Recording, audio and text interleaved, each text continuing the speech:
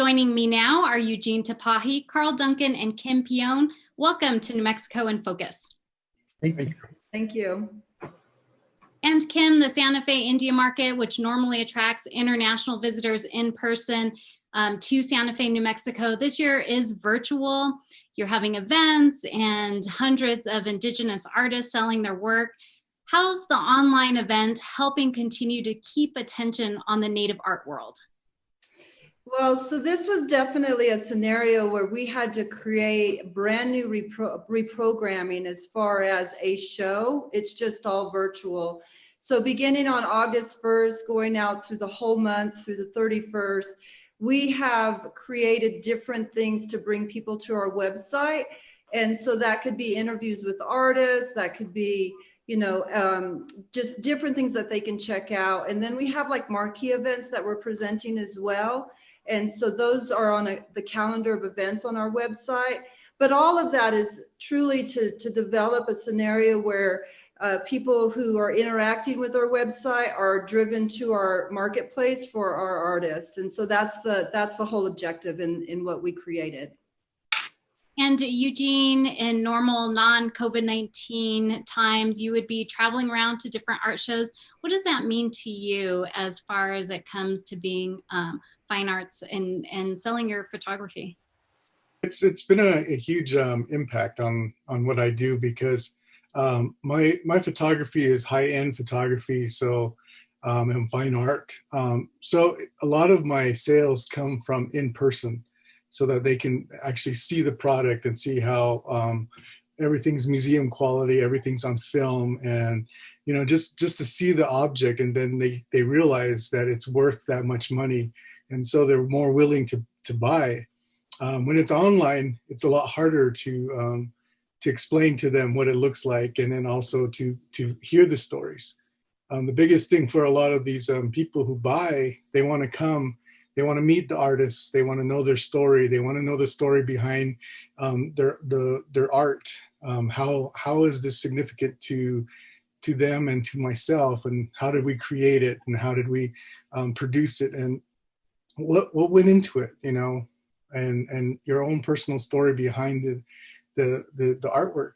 And I think that's what really makes people want to buy. And then and then the atmosphere of having all these artists and just being able to be around them and being able to interact with them. I think that's the part that's really difficult for a lot of our artists now that are trying to do it virtually.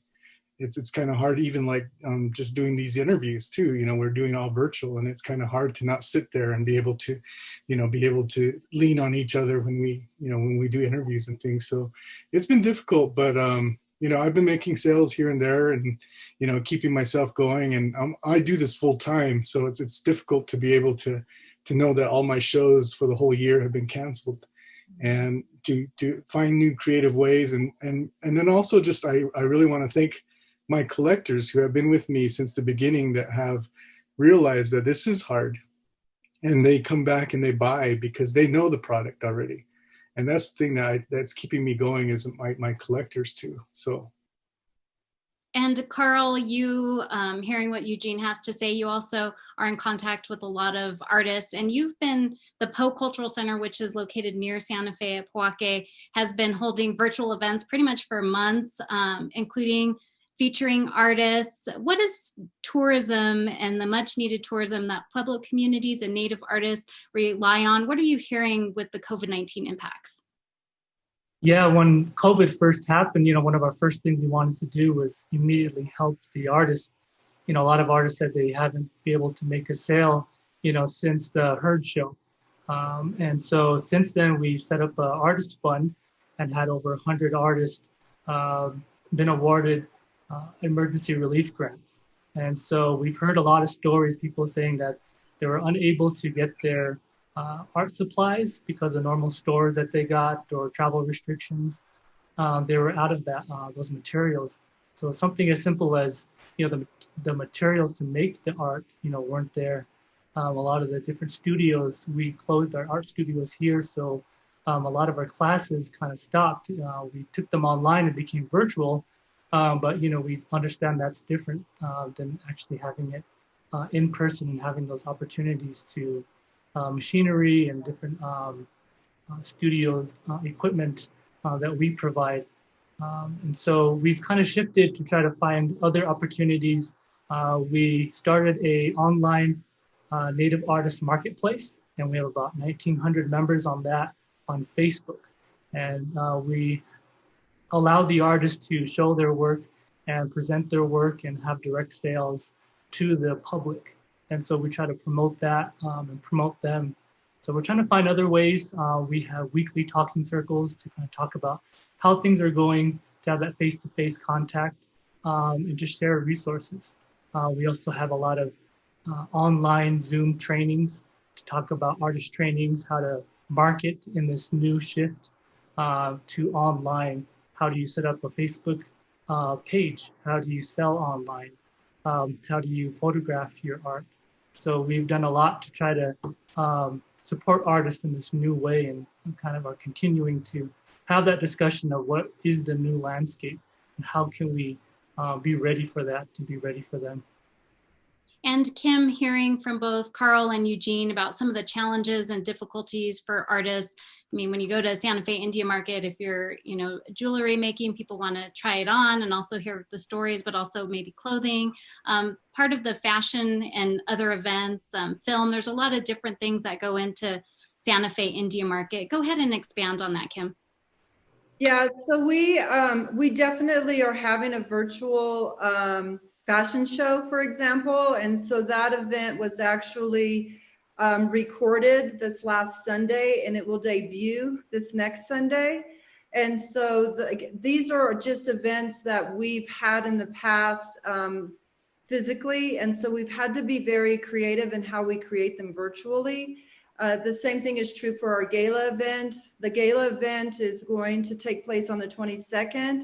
That's actually in a 3D platform where we go into a space that is called Indian World, and we go in as avatars.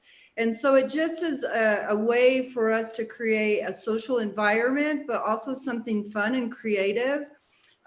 We also have, like, our grand finale, for example, is with a band called Snotty Nose Res Kids out of Canada. So that's a recorded event where people can come on and watch it.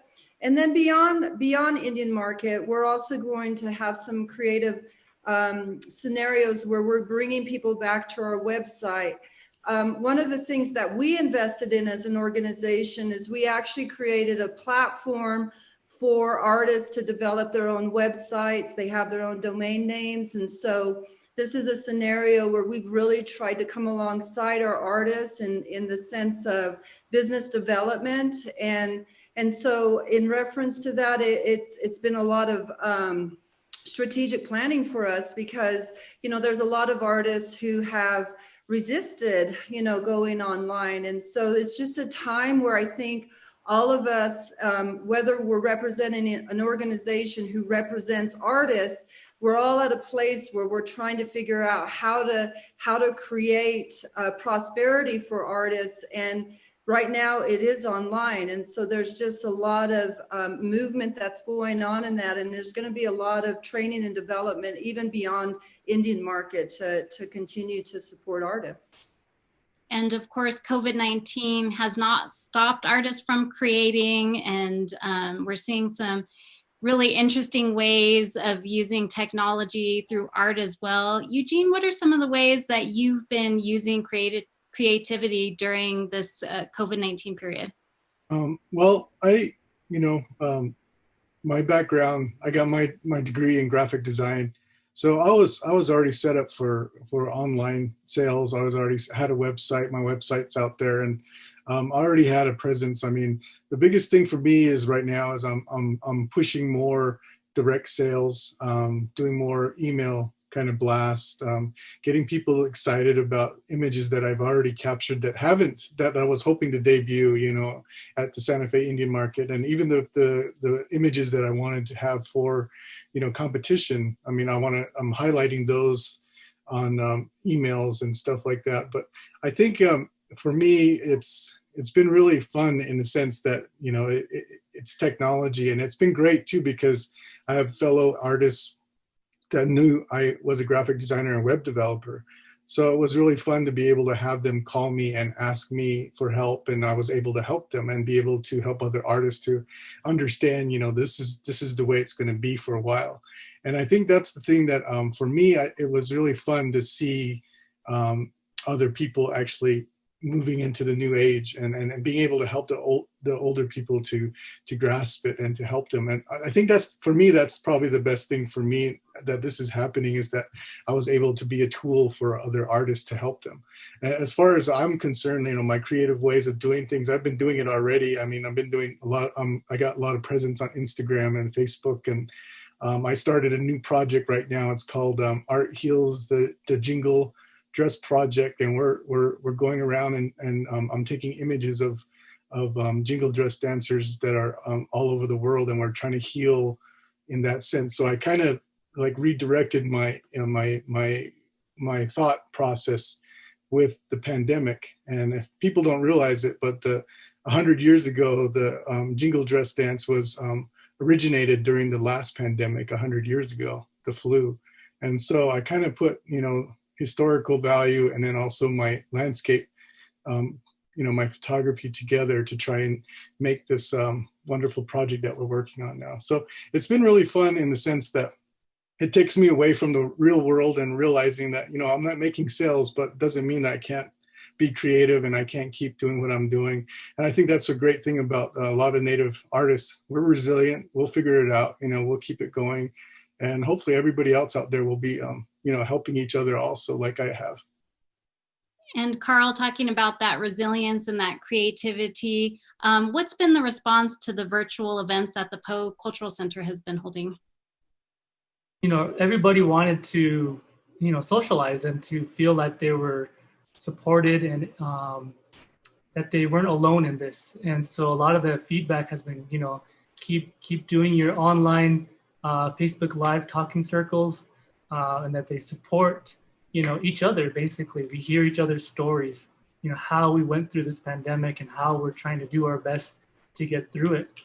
And, we just continue to encourage all artists to make art, and people who support Native artists to do what they can to support organizations and Native artists directly.